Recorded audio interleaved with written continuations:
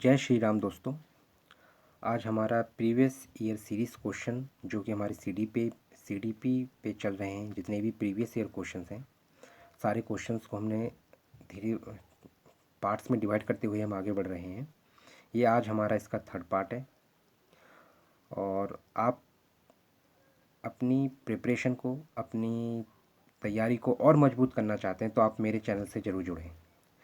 और हम पहले क्वेश्चन से शुरुआत करने से पहले मैं आप सभी दोस्तों से अनुरोध करूंगा कि आप मेरे चैनल को लाइक करें, शेयर करें और सब्सक्राइब ज़रूर करें। आप मेरे चैनल को क्या करें, सब्सक्राइब ज़रूर करें। आप मेरे चैनल को लाइक शेयर तो करना ही है, साथ में सब्सक्राइब करना बिल्कुल भी ना भूलें। ठीक है, तो अब हम पहला क्वेश्चन से अपना आज स्टार्ट करते हैं। तो ये जो हमारी सीरीज़ चल रही है, ये सीरीज़ चल रही है हमारी, कौन सी है? Child development pedagogy. ठीक है ना, ये क्या है? सीडीपी। तो हमारी ये सीडीपी की सीरीज़ चल रही है, चाइल्ड डेवलपमेंट एंड पेडागोजी। पहला क्वेश्चन देखें। इंग्लिश वाले बच्चे इंग्लिश में रीड करेंगे, हिंदी वाले बच्चे हिंदी में रीड करेंगे। ठीक है, तो पहला क्वेश्चन हम लोग रीड करते हैं। The development from central part of body towards peripheries और एक्सट्रीमिटीज डिनोट। ठीक है, इसमें ये बोला जो सेंट्रल पार्ट है हमारा, और ये क्या है? एक्सट्रीमिटीज, मतलब बाहर की ओर जा रहा है। जैसे कि शरीर के केंद्रीय भाग से परिधियों और अंगों की ओर विकास करता है। तो हम इसे क्या कहते हैं? ठीक है, तो पहला ऑप्शन देखें, प्रिंसिपल ऑफ रेडिएटेड डेवलपमेंट है क्या? ये क्या है? विकिरणीय विकास के सिद्धांत को कहते हैं। डिसेंट्रलाइज्ड डेवलपमेंट है क्या ये? या फिर ये आपका प्रोक्सीमो डिजिटल डेवलपमेंट है? या फोर्थ ऑप्शन आपका क्या है? ये कैस्केड डेवलपमेंट, जो कि सोपनीय विकास सिद्धांत है। तो ये कौन सा ऑप्शन होगा आपका? सबसे बड़ी बात यह है कि आप बताइए, आप इसको रीड करते रहें आप, और आप बताएं कौन सा ऑप्शन होगा इसका।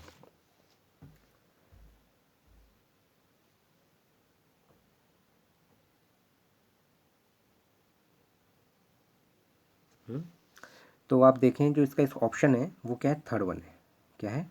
Third one. क्योंकि डिसेंट्रलाइज की बात नहीं है, क्योंकि क्या है, इसने ये कहा है कि द सेंट्रल पार्ट, जैसे सेंट्रल पार्ट है, सेंट्रल पार्ट से क्या बाहर की ओर जा रहा है, सेंट्रल पार्ट से क्या बाहर की ओर जा रहा है। तो ऑप्शन हमारा क्या होगा? ये हमारा प्रॉक्सिमो डिजिटल है। क्या है? प्रॉक्सिमो डिजिटल डेवलपमेंट है। ठीक है, प्रॉक्सिमो डिजिटल डेवलपमेंट है, थर्ड वाला हमारा इसका ऑप्शन करेक्ट होगा। और अगर क्वेश्चन में, लेकिन अगर आपका क्वेश्चन ये आ जाए कि हेड टू फुट, ये क्या था? सेंट्रल से बात थी, कौन सी थी? सेंट्रल। तो इसका आंसर तो थर्ड ही है। लेकिन ऑप्शन में ये आ जाए कि हेड अपर से फुट तक, क्या है? हेड टू फुट आ जाए, तब हमारा केस में क्या बनेगा? तब इसका ऐसा बनेगा, ये बनेगा सेफेलोकॉडल। क्या बनेगा? सेफेलोकॉडल। क्या बनेगा? ये बनेगा आपका सेफेलो। ठीक है ना, क्या बनेगा? सेफेलोकॉडल। क्या बनेगा? सेफेलोकॉडल। लेकिन जब वो टूवर्ड्स बाहर की ओर जाएगा, बाहर की ओर जा रहा है, तो ये क्या बनेगा? Proximo distal. और जब हेड टू फुट आएगा, कैसा आएगा? हेड। हेड मतलब सर की बात कर रहे हैं, जो हेड बोला है मैंने आपसे, हेड से अगर फुट की ओर जा रहा है तो हमारा ये क्या बनेगा? ये बनेगा सेफेलोकॉडल। क्या बनेगा? सेफेलोकॉडल। ठीक है, क्या बनेगा? तब उस समय जब हेड से फुट जाएगा तो सेफेलोकॉडल बनेगा। क्या बनेगा? सेफेलोकॉडल। मैं इसको फिर से लिख देता हूँ आपसे, एक मिनट। अगर तो ये इस समय बन जाएगा सेफेलोकॉडल। सेफेलो।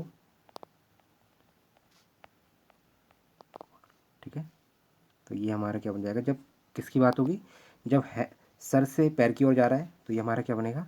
सेफेलोकॉडल। लेकिन जब ये क्या बनेगा? जब सेंट्रल पार्ट से बाहर की ओर आ रहा है तब ये बनेगा हमारा थर्ड वाला ऑप्शन, सॉरी। ये क्या है? Proximo digital development. ठीक है, नेक्स्ट क्वेश्चन। इस क्वेश्चन में देखें, सभी बच्चे, इंग्लिश वाले बच्चे इंग्लिश में ही रीड करेंगे, हिंदी वाले बच्चे हिंदी में रीड करेंगे। इसमें मैं आपको जब तक पढ़ रहा हूँ क्वेश्चन देखें क्या कह रहा है question. School is an institution of socialization. क्या जो स्कूल होता है वो institution of socialization of children. ठीक है, हिंदी में देखो क्या लिखा है? स्कूल बच्चों के समाजीकरण की एक ऐसी संख्या है जहाँ, तो school is an institution of socialization of children, क्या सोशलाइजेशन, समाज से बच्चा जुड़ता है तो क्या स्कूल वो काम कर सकता है क्या, ये कहा गया है। पहला ऑप्शन बोला है school children occupy central position. अच्छा, स्कूल और चिल्ड्रन सेंट्रल पोजीशन को ऑक्यूपाई करते हैं क्या। Second option, school routine occupy central position, अगर आप स्कूल डेली स्कूल जा रहे हैं, मतलब रूटीन की बात हो रही है, डेली स्कूल जा रहे हैं तो क्या सेंट्रल पोजीशन मिल जाएगा। या फिर school activities central position provide करा सकते हैं, स्कूल एक्टिविटीज़ प्रोवाइड करा सकते हैं क्या। फोर्थ ऑप्शन ये कह रहा है स्कूल टीचर ऑक्यूपाई, या स्कूल में जो भी शिक्षक पढ़ाते हैं वो क्या सेंट्रल पोजीशन ऑक्यूपाई करते हैं क्या। हिंदी में भी देखें, प्रमुख स्थान स्कूली बच्चों का होता है, ठीक। दूसरा ऑप्शन, प्रमुख स्थान स्कूल की दिनचर्या का होता है, स्कूल की दिनचर्या की बात करिए यहाँ पे। फिर प्रमुख स्थान स्कूल की गतिविधियों की बात, किसकी, स्कूल की गतिविधियों की बात। और प्रमुख स्थान स्कूल के शिक्षकों की बात करिए। तो याद रखो इसमें क्या है, इन्होंने बोला है school is an institution of socialization of children. तो क्या है, सामाजिक, जो बच्चा है उसका समाजीकरण हो रहा है, उसमें विकास हो रहा है तो स्कूल में, तो उसका मतलब क्या है, जो स्कूल और चिल्ड्रन दोनों ही क्या करेंगे, सेंट्रल पोजीशन ऑक्यूपाई करेंगे। इसका आंसर क्या होगा, 1 होगा। लेकिन रूटीन की कोई बात नहीं होगी इसमें, ना ही कोई एक्टिविटी जो स्कूल दिनचर्या गतिविधियाँ हैं स्कूल की ये बात नहीं बनेगी, और ना ही स्कूल में शिक्षकों की कोई बात बनेगी, क्योंकि भूमि स्कूल होते ही किसके लिए हैं, वो चिल्ड्रन के लिए होते हैं। जब स्कूल ही चिल्ड्रन के लिए होते हैं, आप समझ रहे हैं, स्कूल ही चिल्ड्रन के लिए है, तो सेंट्रल पोजीशन कौन ऑक्यूपाई करेगा, स्कूली बच्चे, ठीक है। तो इसका आंसर क्या है, पहला, ठीक है। इसका फर्स्ट आंसर बनेगा, क्या बनेगा इसका, पहला आंसर, ठीक है। हम नेक्स्ट क्वेश्चन देखेंगे, थर्ड क्वेश्चन है। और जो बच्चे इंग्लिश मीडियम से हैं वो इंग्लिश में ही रीड करें, और जो हिंदी मीडियम से बच्चे हैं वो हिंदी में रीड करें, कोई दिक्कत नहीं है। और साथ में मैं भी रीड कर रहा हूँ ताकि आप अपना रीड करते रहें मन में, और मैं आपको समझाने के लिए इसको रीड कर रहा हूँ। इसमें बोला है if you join a teacher fraternity, अगर आप किसी टीचर ग्रुप में जुड़ रहे हैं, शिक्षक समूह में जुड़ जाते हैं, हिंदी में भी देखो शिक्षक समूह में जुड़ जाते हैं, choose to dress like most of the others in your group, और आप क्या उसी ड्रेस को चूज़ कर लेते हैं जो इन्होंने बाकियों ने चुन रखी है। और तो ये क्या दर्शाता है, क्या प्रदर्शन करेगा ये, ठीक है। पहला ग्रुप आइडेंटिटी, क्या समूह की पहचान बता रहा है, ये देखिए आप, पहला क्या समूह का पहचान बता रहा है। ओविडेंस मतलब ये क्या आज्ञाकारिता बता रहा है। कॉम्प्लियंस क्या है, समूह निर्देश अनुपालन बता रहा है। या कन्फर्मिटी क्या बता रहा है। तो देखो ग्रुप, अगर मान के चलो किसी ने टीचर समूह को ज्वाइन कर लिया है और उसने वही ड्रेस कोड पहन लिया है, मतलब जो भी ड्रेस कोड पहन लिया है, तो इसमें क्या है, समूह की पहचान हो रही है, नहीं, ग्रुप आइडेंटिटी नहीं होगा, क्योंकि और भी ग्रुप ऐसे हो सकते हैं। आज्ञाकारी समूह, आज्ञाकारी नहीं बनना है इसमें। कॉम्प्लियंस मतलब समूह निर्देश अनुपालन, निर्देश का कोई अनुपालन नहीं करना है। कन्फर्मिटी, तो समूह के ये कन्फर्मिटी कर दिया है कि हाँ वो समूह से अब जुड़ गया है, क्या कन्फर्मिटी कर दिया है कि समूह से जुड़ गया, तो इसका आंसर क्या होगा, फोर्थ, ठीक है। तो समूह का अनुरूपता क्या है, समूह की अनुरूपता का ये कन्फर्मिटी कर दिया है कि अगर कोई बच्चा टीचर समूह, शिक्षक समूह से जुड़ जाता है और उसी की तरह पोशाक धारण कर लेता है, choose your dress like the others, दूसरों की तरह वो उस ड्रेस को चूज़ कर लेते हैं, तो इसका मतलब यही कन्फर्मिटी है, क्या है, कन्फर्मिटी है। तो इसका आंसर हमारा क्या होगा, फोर्थ वन, ठीक है। नेक्स्ट क्वेश्चन देखेंगे हम, इंग्लिश वाले इंग्लिश में ही रीड करेंगे, हिंदी वाले बच्चे जो हैं वो हिंदी में रीड करें, मैं आपको साथ में मैं भी पढ़ता जा रहा हूँ, सुने आप। कंसेप्ट ऑफ ऑब्जेक्ट परमिनेंस, ठीक है, इज़ अटेंड ड्यूरिंग पियाजे डैश स्टेज ऑफ डेवलपमेंट। तो पियाजे ने क्या कहा है, तो पियाजे के बारे में अगर हम बताएं तो पियाजे ने क्या किया है, एक तो क्या 4 डेवलपमेंट दिया है, पियाजे ने कितना दिया है, 4 स्टेज के बारे में बात करी है, किसके बारे में, 4 स्टेज के बारे में बात करी है। और देखें आप 4 स्टेज ही लिखी हुई है इन्होंने इस ऑप्शन में भी, कि सेंसरी मोटर है, ठीक है, sensory motor, second one is pre operational, third one is concrete operational, fourth one is formal operation. तो इसमें से कौन सा होगा, ठीक है। जो कॉन्क्रीट होता है उसमें मूर्त की बात करिए, मूर्त परिचालन। जो फोर्थ वाला है उसे बोलते हैं औपचारिक परिचालन। और प्री ऑपरेशनल जो है उसे बोलते हैं पूर्व परिचालन। और सेंसरी मोटर क्या होता है, संवेदी गामक। मतलब इन्होंने कहा है ऑब्जेक्ट परमिनेंस, मतलब वस्तु की स्थायित्व, मतलब क्या है कि अगर छोटा बच्चा है, समझो आप बात को, क्या है, बच्चा क्या है, छोटा है, और ऑब्जेक्ट परमिनेंस, परमिनेंस को आप ऐसे भी रिलेट कर सकते हो परमानेंट, क्या कर सकते हो आप, जैसे ये लिखा है इसको आप परमानेंट समझो, क्या लिखो, परमानेंट समझो, क्या समझो, परमानेंट, ठीक है। राइटिंग में थोड़ा इशू हो सकता है लेकिन मैं बता रहा हूँ आपको, परमानेंट क्या है। परमानेंट मतलब क्या हुआ कि अगर किसी बच्चे ने यहाँ देखा कि यहाँ पे कोई खिलौना है, गाड़ी है, ठीक है, या कोई साइकिल रखी हुई है, क्या है, कोई साइकिल है, कुछ भी है, मान लीजिए आप कोई साइकिल है या मतलब कोई खिलौना का टर्म है, टॉय है, तो उस बच्चे को अगर आप इस साइकिल को हटाओगे तो उस बच्चे को लगेगा अभी भी वही वो साइकिल वहीं पे रखी हुई है। इसको हम क्या कहते हैं, ऑब्जेक्ट परमिनेंस कहते हैं। और ये कौन से स्टेज में शो होता है, ये स्टेज में हमारे शो होता है फर्स्ट वन, सेंसरी मोटर में। क्या होता है, सेंसरी मोटर में शो होता है, क्योंकि बच्चा छोटा होता है, जैसे कि, तो यही एक मतलब बच्चा जब छोटा होता है तो आप समझ रहे हो ना, तो क्यों उसको ये लगता है कि अगर कोई चीज़ उसके सामने रखी है और फिर उसको क्या रिमूव करूँ, लेकिन बच्चे को ये लगेगा नहीं है, वहीं पर वो चीज़ वहीं पर रखी है। इसी को क्या बोलते हैं, हम ऑब्जेक्ट परमिनेंस बोलते हैं। और इसका आंसर करेक्ट ऑप्शन क्या बनेगा, सेंसरी मोटर, क्योंकि ये कौन सी स्टेज में आता है, सेंसरी मोटर में आता है। ठीक है, तो हम नेक्स्ट क्वेश्चन देखेंगे। फिफ्थ वाला क्वेश्चन देखें, सभी लोग पढ़ें। फिफ्थ क्वेश्चन में लिखा है इंडिविजुअलाइज्ड एजुकेशन प्रोग्राम। ठीक है, हिंदी में देखो क्या लिखा है, व्यक्तिगत शिक्षा कार्यक्रम योजना किस संदर्भ में बनाई जाती है। तो किस संदर्भ में, किस संदर्भ में प्लान कर रहा है, बनाया जा रहा है, पर्सपेक्टिव क्या है। तो पहला बोला है स्पेशल एजुकेशन प्रोग्राम है, क्या है, क्या बोला इन्होंने बोला स्पेशल एजुकेशन प्रोग्राम है, मतलब विशेष शिक्षा कार्यक्रम है क्या। दूसरा क्या है, चाइल्ड सेंटर्ड की बात हो रही है क्या, मतलब बाल केंद्रित है। थर्ड क्या, ओपन स्कूल एजुकेशन है, ओपन स्कूल।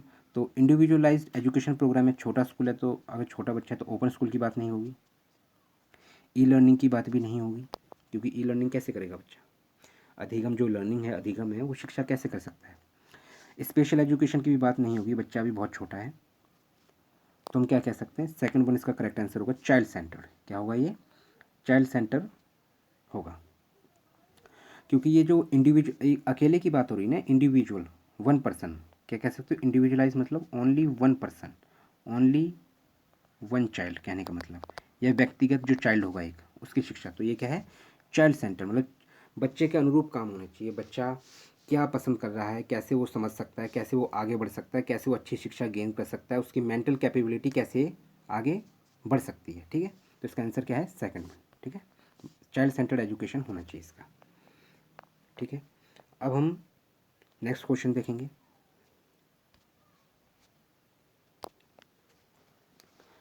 नेक्स्ट क्वेश्चन में देखें आप, इसमें बोला है, इंग्लिश में देखें पहले, between dash month of ages most children began to combine words into short sentence. ठीक है, अगर मान के चलो, मतलब ऐसी कौन सी एज है जैसे जो शब्दों को एक सेंटेंस में बनाना शुरू कर देती है, कौन सी एज में। ठीक है, जैसे कि यहाँ पे देखें सिक्स, हिंदी में देखें, महीनों की आयु के बीच अधिकांश बच्चे शब्दों को मिलाकर छोटे छोटे वाक्यों में बोलना शुरू कर देते हैं, कौन सी एज में, 12 से 18 महीने में, या 18 से 24, या 24 से 30, 30 मंथ, या मतलब 30 से 36 मंथ, कौन सा ऑप्शन रहेगा।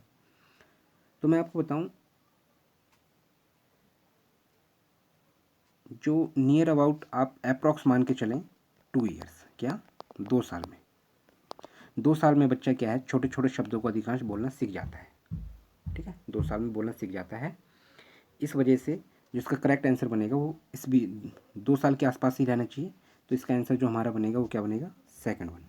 तो इसका करेक्ट आंसर क्या है हमारा, सेकंड। क्या है हमारा आंसर, क्या बनेगा, सेकंड आंसर बनेगा। क्या बनेगा, सेकंड आंसर बनेगा। नियर अबाउट 2 साल में बच्चा छोटे छोटे शब्दों को जोड़ के वाक्य बनाने लगता है। तो इसका आंसर क्या बनेगा, सेकंड ऑप्शन रहेगा, 18 से 24 मंथ। ठीक है, महीनों की बात है यहाँ पे, देखो ये मंथ लिखा हुआ है, यहाँ भी महीने लिखा हुआ है, तो ये क्या है, मंथ्स की बात है। 18 से 24 महीने में बच्चा क्या है, छोटे छोटे शब्दों को जोड़ के वाक्य बनाना शुरू, बोलना छोटे छोटे वाक्यों में बोलना शुरू कर देता है। तो ये क्या है, 2 साल, लगभग 2 साल माने तो 18 से 24 मंथों में शुरू हो जाता है बच्चा अच्छी तरह से, मतलब छोटे छोटे शब्दों को जोड़ के थोड़ा एक वाक्य बना के बोलने में। ठीक है, अब हम अगला क्वेश्चन देख रहे हैं। इसमें बोला है 7th क्वेश्चन, आप इंग्लिश वाले बच्चे इंग्लिश में ही रीड करें, हिंदी वाले बच्चे हिंदी में रीड करें, और मैं भी साथ में रीड कर रहा हूँ, आप भी सुने। The concept of intelligence question IQ was developed by. तो ये जो IQ है, IQ की जो अवधारणा है किसने दी, कहने का मतलब जो बुद्धि उपलब्धि है, ये देखें आप, ये बुद्धि लब्धि है या फिर IQ है, ये किसकी अवधारणा है, गैल्टन की, बिन्नेट की, स्टर्न की, या टर्मन की। गैल्टन, बिन्ने, स्टर्न या टर्मन। तो ये किसने दिया है? ये दिया है आपका स्टर्न ने। इसका आंसर क्या है? थर्ड वन है। ये आपको अगर ये फैक्ट क्वेश्चन है, कौन सा क्वेश्चन है? फैक्ट क्वेश्चन है, आपको पता होना चाहिए। ये फैक्ट क्वेश्चन है कि आईक्यू जो दिया है, फैक्ट क्वेश्चन जो आईक्यू है किसने दिया है? तो स्टर्न ने दिया है। थर्ड वाला इसका आंसर है। ठीक है, नेक्स्ट क्वेश्चन देखेंगे हम लोग। नेक्स्ट क्वेश्चन क्या कह रहा है कि creativity is thought to be related to concept of. जो क्रिएटिविटी है is thought to be related to, किससे रिलेट कर रहा है क्रिएटिविटी? हिंदी में क्या बोला है? हिंदी में बोला है सृजन, सृजनात्मकता। क्या है? सृजनात्मकता की अवधारणा किससे संबंधित है? ठीक है, तो पहला बोला है फ्लूइड इंटेलिजेंस से, या फिर क्रिस्टलाइज्ड इंटेलिजेंस से, या कन्वर्जेंट थिंकिंग से, या डाइवर्जेंट थिंकिंग से। तो यहाँ पे देखें हिंदी में द्रव की बात करिए, द्रव बौद्धिकता से, रवादार बौद्धिकता, या अभिसरित सोच, या विविध। तो जो क्रिएटिविटी होती है वो क्या होता है हमारा? क्रिएटिविटी डिपेंड करती है डाइवर्जेंट थिंकिंग से। किससे रिप्रेजेंट करती है? डाइवर्जेंट थिंकिंग, जो विविध है। मतलब डाइवर्जेंट थिंक, विविध मतलब जो क्रिएटिविटी है मतलब क्या है? आप एक से कई जगह डायरेक्शन में जा सकते हैं। कहाँ जा सकते हैं? एक पॉइंट से कई जगह। लेकिन जो कन्वर्जेंट होता है ये पॉइंट टू पॉइंट, अगर यहाँ से सोचा और यहीं पे रुक गए तो ये क्या? पॉइंट टू पॉइंट हो गया। ठीक है, और जो क्रिस्टलाइज्ड है, आप समझ रहे हैं, क्रिस्टलाइज जो होता है ये इन्वायरमेंट से रिलेटेड होता है। जो ये है ये किससे रिलेटेड है? हमारा ईवीएस, मतलब इन्वायरमेंट से रिलेटेड है। और जो ये फ्लूइड होता है ये हमारा हेरिडिटी से रिलेटेड होता है। किससे रिलेटेड होता है? हेरिडिटी से। ठीक है, तो आपको समझ में आया। इसका जो करेक्ट आंसर है फोर्थ वन है। क्या है? विविध सोच। क्रिएटिविटी किससे लिंक करता है? डाइवर्जेंट थिंकिंग से। सृजनात्मकता जो हिंदी में वो किससे है? विविध सोच। किससे है? विविध सोच। अब हम नेक्स्ट क्वेश्चन देखेंगे।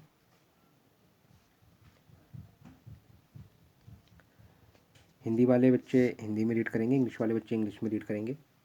इस क्वेश्चन के लिए मैं आपको 20 सेकंड देता हूँ, जल्दी से आप रीड करें।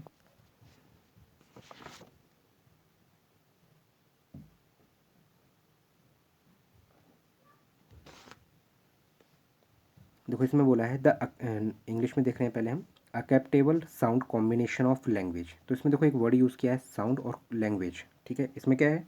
किसी भाषा के स्वीकृत ध्वनि संयोजकों को इसके नियमों के अंतर्गत बताया जा सकता है। फोनोलॉजिकल, ध्वनि संबंधी, या व्याकरणीकरण, जो व्याकरणीकरण हिंदी में है, इंग्लिश में ग्रामेटिकल। और ये क्या है? सिंटैक्टिक, वाक्यात्मक। जो थर्ड वाला ऑप्शन क्या है? वाक्यात्मक हिंदी में है, इंग्लिश में क्या है? सिंटैक्टिक। और फोर्थ वन दे रखा है इंग्लिश में इन्फ्लेक्शन या फिर विभक्ति विषयक। तो आपको पता है साउंड की बात हो रही है, साउंड में क्या होगा? फोनोलॉजी ही, फोनोलॉजिकल क्या रहेगा? ध्वनि संबंधी, डायरेक्ट इसमें है ध्वनि संबंधी से बात करेंगे। तो इसका आंसर क्या होगा हमारा? फर्स्ट वन क्या रहेगा? फर्स्ट वन इसका क्या है? करेक्ट आंसर हो जाएगा। ठीक है, अब हम नेक्स्ट क्वेश्चन देखेंगे। इसमें बोला है कि आप लोग रीड करते रहें, मैं भी साथ में रीड कर रहा हूँ। Position where thoughts pattern are influenced by language. मतलब पोजीशन वेयर थॉट पैटर्न क्या है? थॉट पैटर्न इन्फ्लुएंस्ड बाय, मतलब जो आप सोच है आपकी क्या है? जब सोचने की प्रक्रिया किसी भाषा द्वारा प्रभावित होती है, क्या है? सोचने की प्रक्रिया भाषा द्वारा प्रभावित होती है, तो ऐसी स्थिति को क्या कहते हैं? ठीक है, इन्फ्लुएंस्ड बाय लैंग्वेज। अब आप समझ रहे हो, इन्फ्लुएंस्ड बाय लैंग्वेज। तो इन्होंने क्या किया? अभी यहाँ पे देखो एक वर्ड यूज़ हुआ है क्या? भाषा का। यहाँ पे आप समझो लैंग्वेज का। क्या है? लैंग्वेज का। ठीक है, तो भाषा का जो लैंग्वेज है, तो यहाँ पे देखो कल्चरल थ्योरी होगा क्या? फर्स्ट वन क्या है? संस्कृति। अब लैंग्वेज और संस्कृति में डिफरेंस है, विरोधाभास, मतलब दूर दूर तक कोई अभी संबंध समझ में नहीं आ रहा है तो बात नहीं बनेगी। ये क्या है? संज्ञानात्मक, क्या कॉग्निटिव बात है कोई? Thought pattern are influenced by language, the position where thought patterns are influenced by language, तो कॉग्निटिव बात नहीं बन रही है इसमें। सोशो लिंग्विस्टिक, सामाजिक की कोई बात नहीं कही गई है तो ये भी बात नहीं बनेगी। तो हमारा क्या है जिसका करेक्ट आंसर बनेगा? क्या है? लिंग्विस्टिक डिटर्मिनेशन, भाषा निर्धारित। क्या है? भाषा निर्धारित, यही हमारा क्या है? आंसर इसका सेकंड वन। समझ रहे कि नहीं समझ रहे? कि जो position where thought patterns are influenced by language, तो मतलब वो पोजीशन जब थॉट पैटर्न जो हम सोच रहे हैं वो क्या भाषा से प्रभावित होने लगे, तो ये क्या है, लिंग्विस्टिक डिटर्मिनेशन है। क्या लिंग्विस्टिक डिटर्मिनेशन, सेकंड आंसर है हमारा, भाषा निर्धारित या लिंग्विस्टिक डिटर्मिनेशन। समझ में आया कि नहीं आया? ठीक है, लिंग्विस्टिक डिटर्मिनेशन। अब कई लोग इधर फॉल्ट कर सकते हैं कि कॉग्निटिव लगाते हैं, तो कॉग्निटिव वाइस नहीं लगाएंगे हम, ठीक है, क्योंकि यहाँ पे देखो कॉग्निटिव ठीक है लेकिन वाइस मतलब पक्ष वाली बात आ रही है, तो बात नहीं बन रही है। ठीक है, नेक्स्ट क्वेश्चन समझेंगे।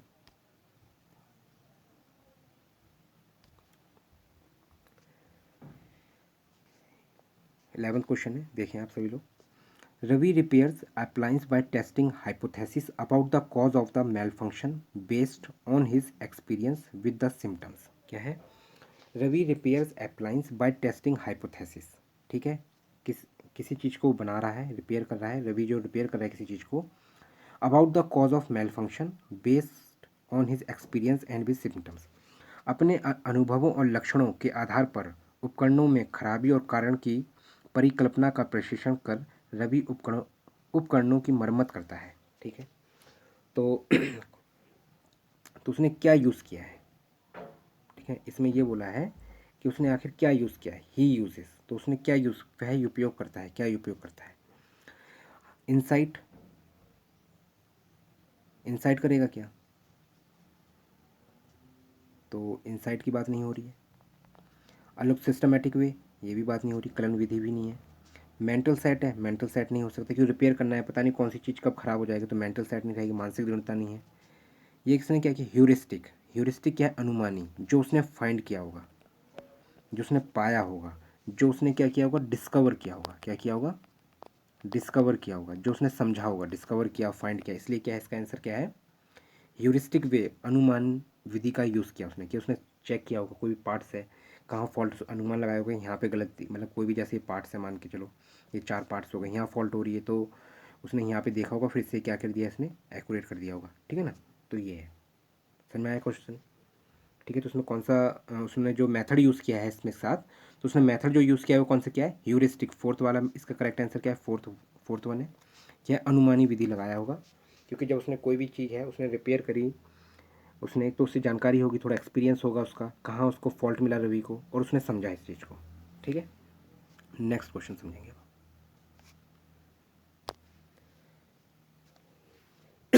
सॉरी दोस्तों। तो 12th क्वेश्चन क्या कह रहा है, Divya often divides assignment job. उसने क्या किया, जो दिव्या है उसने डिवाइड किया assignment job into small task which she can handle easily, she is using. ठीक है, उसने क्या किया, कोई मतलब जो लड़की दिव्या है उसने क्या किया, कोई जॉब है उसको क्या स्मॉल टुकड़े कर लिए उसके, ताकि उसे ईजी से समझ सके या उसको कर सके। दिव्या अक्सर निर्देशित कार्यों को छोटे छोटे हिस्सों में विभाजित कर आसान बना लेती है, तो उसका क्या उपयोग कर रही है। ठीक है, तो पहला है कम करने की विधि, तो रिडक्शन कर रही है, रिडक्शन नहीं कर रही है, कम करने की विधि क्यों नहीं करी, क्योंकि अगर वो छोटे पार्ट्स कर भी लेगी दिव्या, फिर भी क्या है, बाद में से जोड़ना तो है ही, समझना तो है ही, करना तो पूरा वही काम है, तो ये कम करने की विधि नहीं है। फिर क्या है, सेकेंडरी एलेबोरेशन, द्वितमिक विस्तारण विधि का नहीं, कोई सेकंड विधि यूज़ नहीं करेगी वो। फिर क्या है, फंक्शनल फिक्सडनेस, फिक्सनेस कैसे काम, मतलब एक ही जगह पे करोगे, मतलब एक ही जगह फिक्स कर रखा है कि नहीं वैसे करेगी, तो ऐसे ही नहीं भाई, जॉब तरह तरह के जॉब होते हैं, जॉब कैसे होंगे, तरह तरह के कार्य हो गए, तरह तरह के कार्य हो गए, तो फिक्स नहीं हो सकता है। तो ये क्या है, क्रियात्मक जड़ता नियामक विधि का इसका यूज़ नहीं होगा। तो क्या होगा, सब गोल एनालिसिस, क्या है, सब गोल, क्या है कि जब वो कोई जॉब कर रही है तो उसे पहले छोटे टुकड़ों में तोड़ लिया, फिर उसके बाद में एनालाइज किया कि इसमें क्या समस्या है, कैसे हम इसको सॉल्व कर सकते हैं, तो उसने कौन सा यूज़ किया, सब गोल एनालिसिस किया, जो उपलक्ष्य विश्लेषण विधि का यूज़ किया है, तो इसका आंसर क्या है, थर्ड वन। ठीक है, अब हम नेक्स्ट क्वेश्चन देखेंगे।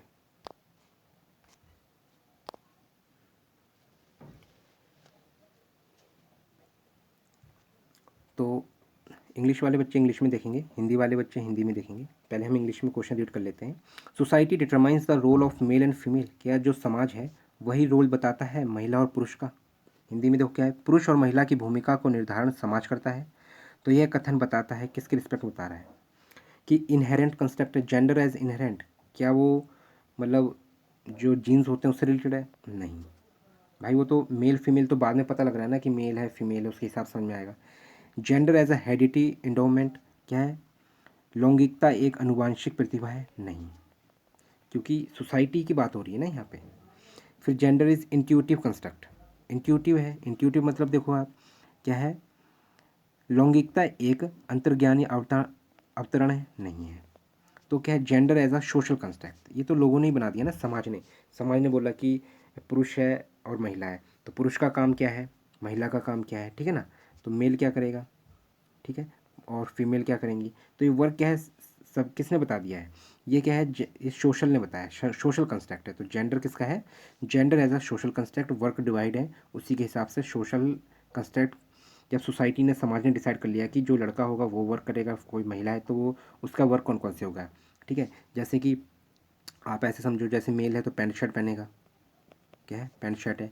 और जैसे फीमेल है तो फीमेल क्या है, जैसे कि सूट वगैरह यूज़ करेंगे, ठीक है ना। उसी हिसाब से ये सबको क्या है डिसाइड करके इन्होंने बता दिया है। तो क्या है, सूट यूज़ करेंगे। तो इसमें क्या है, ये क्या है, जो हमारे समाज है उसने डिसाइड कर रखा है, इसलिए फोर्थ आंसर हमारा क्या है, gender as a social construct.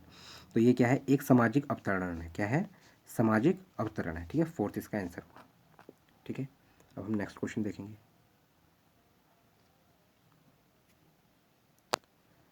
इस क्वेश्चन के लिए हम आपको 30 सेकंड दे रहे हैं, रीड करो, फिर हम इसको आगे करेंगे और समझेंगे क्या क्या है इसमें समस्या है क्या नहीं है।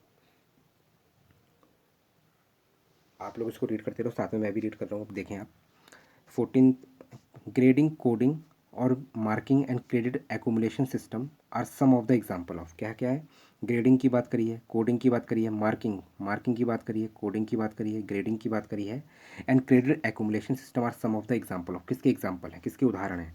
तो कौन कौन सा, ग्रेडिंग, कोडिंग, अंकन, क्रेडिट, संचय प्रणालियाँ के कुछ उदाहरण हैं। कौन से उदाहरण, देखो पहला क्या है, evolution procedure of answer sheet of examination. तो एवोल्यूशन कर रहे हैं, वो एवोल्यूशन कर रहे हैं, अगर मूल्यांकन कर रहे हैं तो आंसर शीट, तो इससे हमें पता लग जाएगा कितने मार्क देने हैं, कितनी ग्रेडिंग कोडिंग करनी है, तो बात नहीं बनेगी, ठीक। दूसरा क्या है, ये है सिम्बोलाइजिंग पोजीशन ऑफ चिल्ड्रन। अच्छा, अगर आप कोई बच्चा है उसको खड़ा कर देते हैं कहीं पे और उससे कह देंगे कि सिम्बलाइज़ कर देंगे उसे, ऐसी सी बात है, तो क्या आप उसको कोड कर सकते हो, उसको ग्रेड कर पाएंगे, आपको उसको कोड कर पाएंगे, उसके आंसर मतलब उसकी कितने अच्छे मार्क्स ला पाएगा, मतलब उसको हमें कितने नंबर देने चाहिए, तो ये कर पाएंगे क्या, सबसे बड़ी बात ये है। तो इसका आंसर ये भी नहीं बनेगा, 1 मिनट। तो इसका आंसर, सिम्बलाइज़ नहीं करना है हमें बच्चे को, सिम्बलाइज़ कैसे करके बात बनेगी, ठीक है। फिर क्या है, academic process in depict sheet, आलेख पत्र रिपोर्ट कार्ड में, ठीक है, प्रगति दर्शाने के लिए। तो भाई प्रगति, अब एकेडमिक प्रोग्रेस है तो कोडिंग कर देंगे आप, coding, grading, marking, credit accumulation, नहीं नहीं, ये बात नहीं बनेगी, रिपोर्ट कार्ड से बात नहीं बन सकती है। इसमें क्या है, scoring procedure of assessment of learner achievements. देखो हमेशा याद रखना, ये क्या है, कौन सा असेसमेंट है, ये ऑफ असेसमेंट है, कौन सा है, ऑफ असेसमेंट की बात हो रही है, ठीक है, ठीक है ना। तो ये क्या है, ऑफ असेसमेंट की बात है। तो आंकलन की गणन, ये क्या है, गणन विधि है, ठीक है ना। तो ये क्या है, तो इसका आंसर फोर्थ बनेगा, क्या है इसका आंसर, इसका आंसर है फोर्थ वन। क्यों है, क्योंकि ऑफ असेसमेंट की बात करिए, क्या है, ऑफ असेसमेंट में हम क्या करते हैं, हम मार्किंग करते हैं, क्या करते हैं, मार्किंग करते हैं, ग्रेडिंग करते हैं, कोडिंग करते हैं, क्या करते हैं हम, ग्रेडिंग करते हैं, कोडिंग करते हैं, मार्किंग करते हैं, रैंकिंग भी इसी के अंदर आता है, क्या आता है, रैंकिंग भी क्या होगा हमारा, इसी के अंदर आएगा, किसके अंदर, ऑफ असेसमेंट, किसके अंदर, ऑफ असेसमेंट। तो इसका आंसर क्या है, फोर्थ वन, ठीक है, समझ में आ गया होगा। अब हम नेक्स्ट क्वेश्चन देखेंगे।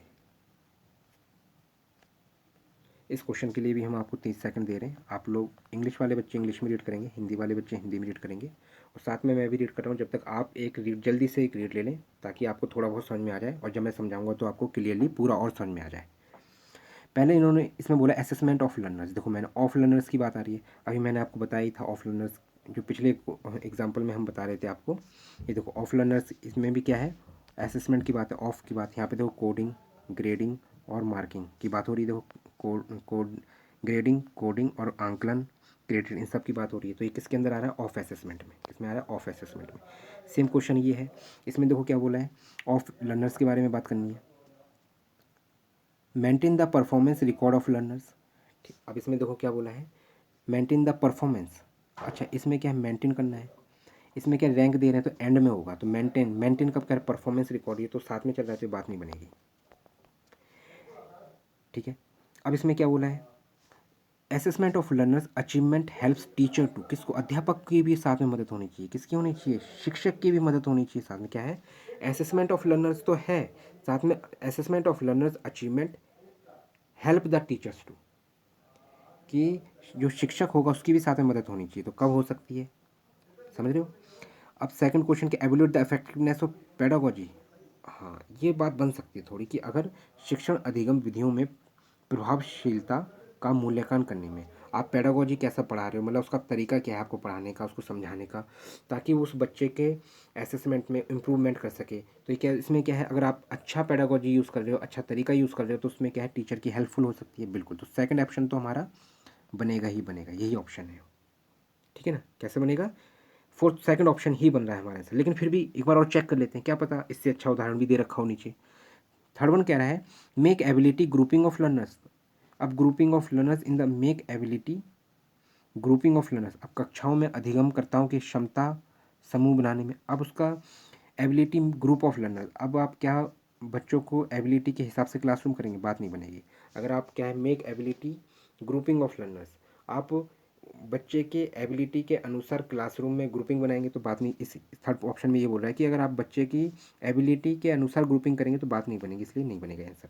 फोर्थ क्या कह रहा है, prepare activity log for teaching, शिक्षण के लिए गतिविधियों के लिए सूची तैयार करने में। अब ये बताइए आप prepare activity log for teaching, teaching के लिए आप एक्टिविटी क्लास में ही करेंगे क्या, बात नहीं बनेगी। पहले से ही आपको तय करना पड़ेगा शिक्षण की गतिविधियों की सूची तैयार करने में। आप वहाँ पे सिर्फ सूची तैयार कर देंगे कि आपको ये करना है, बात बन जाएगी नहीं, उसको आपको क्या है प्रैक्टिकल करना पड़ेगा। क्या करना पड़ेगा, प्रैक्टिकल।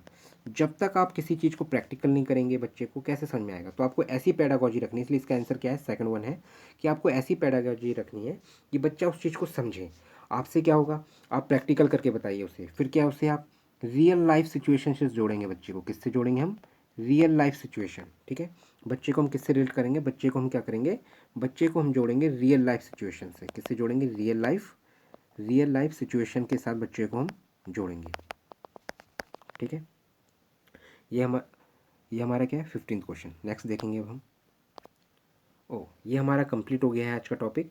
लेकिन आप सभी दोस्तों से मेरा अनुरोध है, जितने भी छात्र छात्राएं हैं सभी लोग, कि आप मेरे चैनल को सब्सक्राइब जरूर करें। क्या करें, आप मेरे चैनल को सब्सक्राइब जरूर करें, ताकि आप मेरे चैनल को सब्सक्राइब करेंगे तो क्या है आपको नोटिफिकेशन आपको 1 मिनट, आपको क्या है नोटिफिकेशन जो नोटि 1 मिनट आपको नोटिफिकेशन तुरंत ही मिल जाएगा जो भी वो वीडियो मैं अपलोड करूँगा। इसलिए आप मेरे चैनल को सब्सक्राइब जरूर करें, साथ में लाइक करें, साथ में क्या है आपको मेरे चैनल को लाइक करें और शेयर भी करें, लाइक करें शेयर भी करें और सब्सक्राइब जरूर करें। आप मेरे चैनल को क्या करें, सब्सक्राइब आप मेरे चैनल को ज़रूर करें। तो अगर आपको मेरी क्लास बहुत अच्छी लग रही है, समझ में आ रहा है, तो अपने दोस्तों को भी ज़रूर बताएं और मेरे चैनल को सब्सक्राइब करें, लाइक करें, शेयर करें। जय श्री राम दोस्तों, धन्यवाद।